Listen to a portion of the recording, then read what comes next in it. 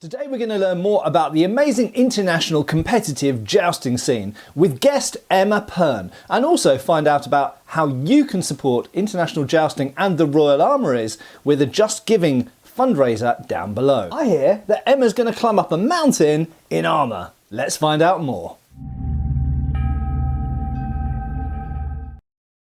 Hi folks, Matt Easton here, Schola Gladiatoria, and I've got a very special guest with me today who's Emma, but I'm going to let her introduce herself. So, Emma, tell us all about yourselves, what you are, what you do, and everything else. Hi, yeah, so I'm Emma Pearn. So by day, I'm a boring project manager. From absolute passion, and what I'm here for today is I'm an international jouster, looking to raise the profile of the sport, but also women within the sport as well. So you're a jouster. How long have you been jousting for? So it's not pretty new. This is my third competitive year that I've just finished. So yeah, still one of the green beans. Wow, but considering that you've had some quite big successes this year, haven't you?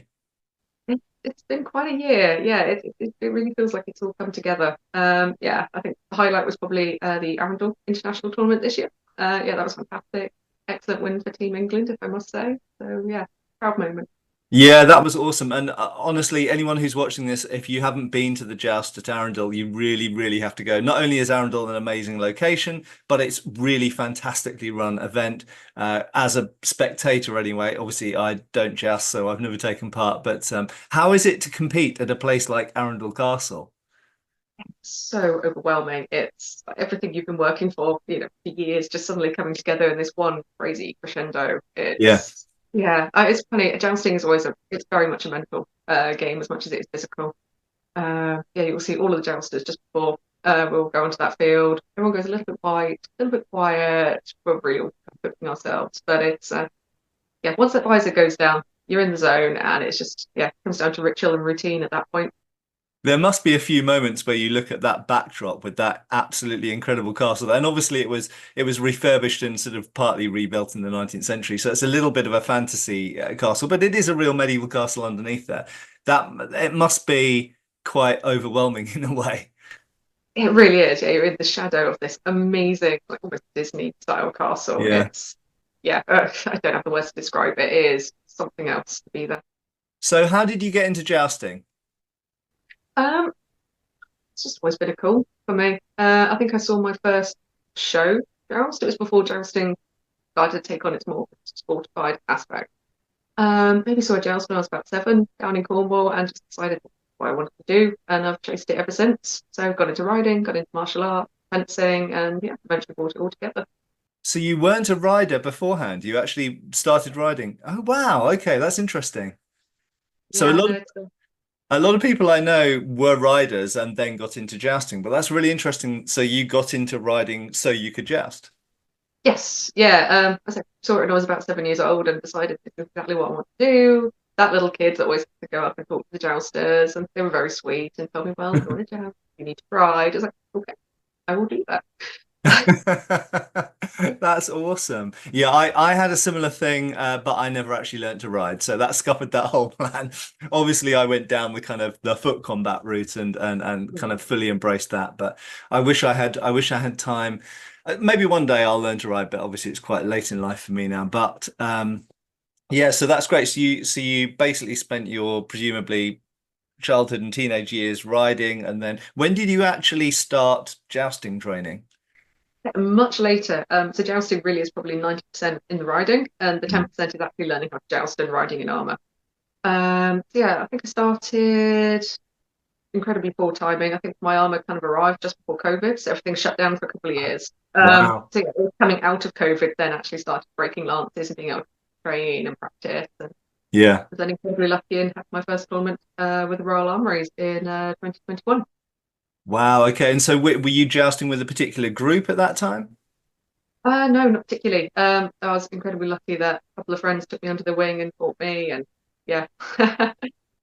That's amazing. Cool. And obviously, we know a lot of the same people because obviously I know a bunch of the jousters and some of the people who've been on this channel as well. So it's quite a small community, isn't it? Because there's not a lot of people in the world who have the top quality armor and can ride well enough and competitively joust. It's quite a close-knit community, isn't it?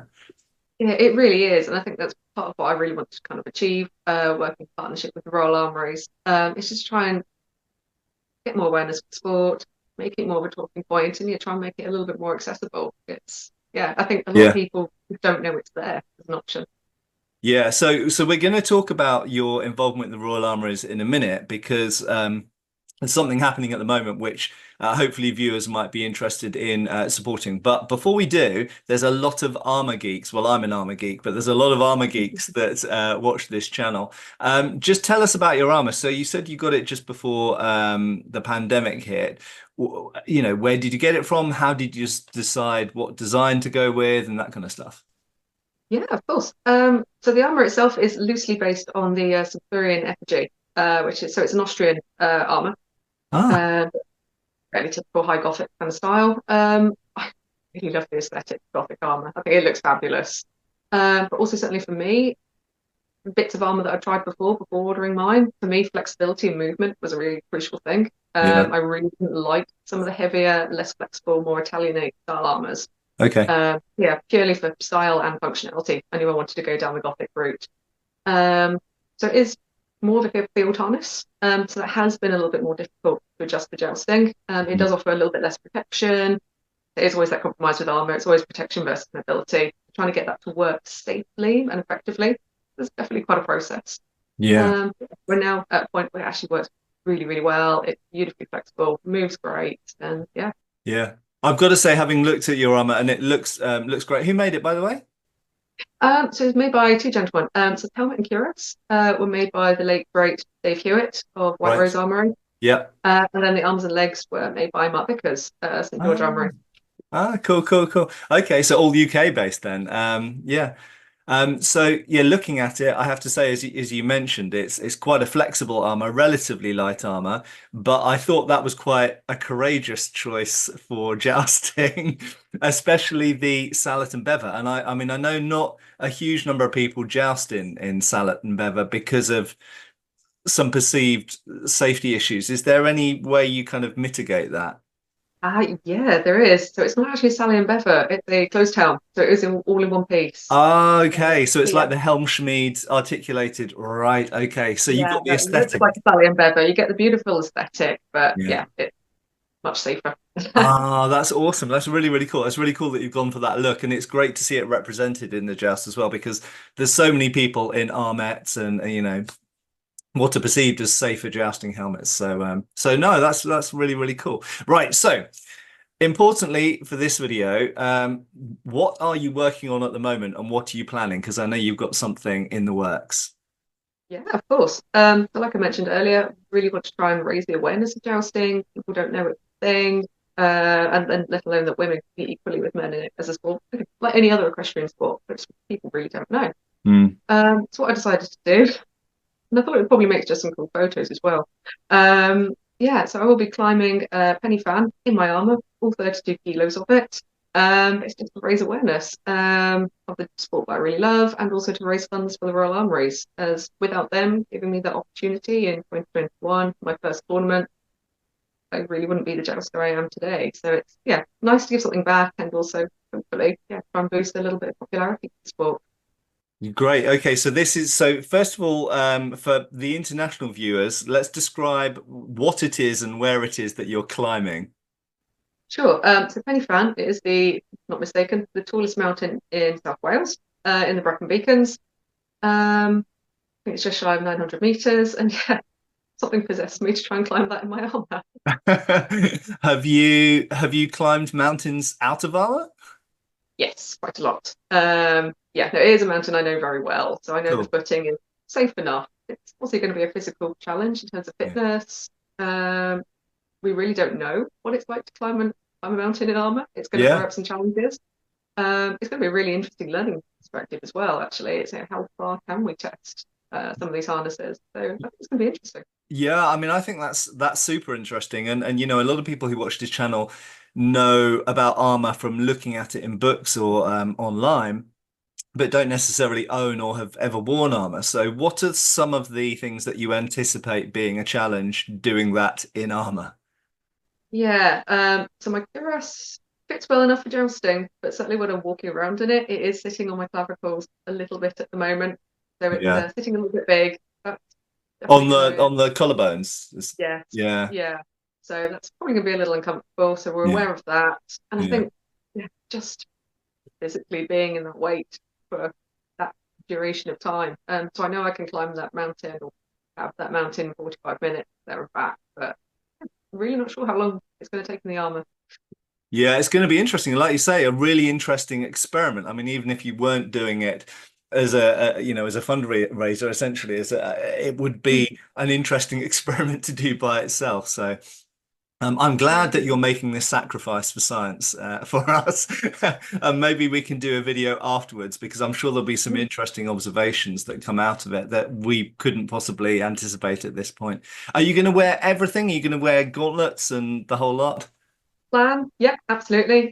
Again, one of the challenges that we might see is like I can't see my own feet when I'm walking in my helmet. Yeah. Yeah, the beggar does drop a little bit, but not enough for me to actually see the ground. So it's just, yeah. Yeah. Something I've found walking around in armor is if I've got a poleaxe or a spear, it's of real tangible use actually because you can use it a bit like a walking aid if you've got a your closed helmet and because I think people don't realize you don't have great vision downwards at your feet at all, Yeah, especially with your style of helmet as well. yeah, I'll be able to see probably if I look down 3 foot in front of me, but I Yeah. have to try and adjust to walking like that and thinking, okay, right, there's a rock there. I'll know about that in 3 strides. And And is anybody else going up with you? yes, yeah. So I've got two squires who happen to be two of my best friends, kind of as pit crew. Make sure I've got water, first aid kit just in case. The plan to do it in medieval footwear, but we will be also taking a pair of hiking trainers with us just in case that get halfway up. That seems like a really bad idea, or all footing is just becoming too dangerous. Yeah. So yeah, they're going up with me. The Royal Armouries are joining me, Oh, and then I nice. have friends as well are coming for the ride. So it's going to be a small group of us going up. Yeah, so I'm just slightly off topic, but I'm probably going up to the Royal Armouries at some point in the next couple of months to do some filming. So maybe we can do some collaboration there and something. But so I think the last thing probably to look at is so first of all, how can people support and what happens with that support? What's the goal? Yeah, absolutely. So why are we doing this? So the Royal Armouries have been integral to jousting and bringing it back over the last 30 years. Mm. Arguably, the sport wouldn't be where it is without their involvement, their commitment, research, investment. So if we want to see jousting continue and to see new jousters coming up into the fold, the best thing we can do is support the Royal Armouries. So the way we can do that is I've got a Just Giving page set up with them. So if people are happy to visit that, donate Link whatever they below. can. Yep, insert the link. Um, yeah, that would be amazing. And then it's following myself at Emma Joust on Instagram, and then the at Royal Armouries Museum. Because I keep up with all the jousting info, all the stuff we're doing. This hopefully isn't going to be the last project we're working on together. We really want to make this bigger and better, and make sure jousting's here to stay and doesn't fade into history again. Yeah, and maybe some of the outputs of this can be on this channel as well, and so the viewers here will hopefully get some benefits from that further down the line. So if you can, please give your support. The links are down below to the Just Giving, but also all of the other socials, Emma's stuff, and I'll put a link down there to the Royal Armouries as well. So check out all of that stuff.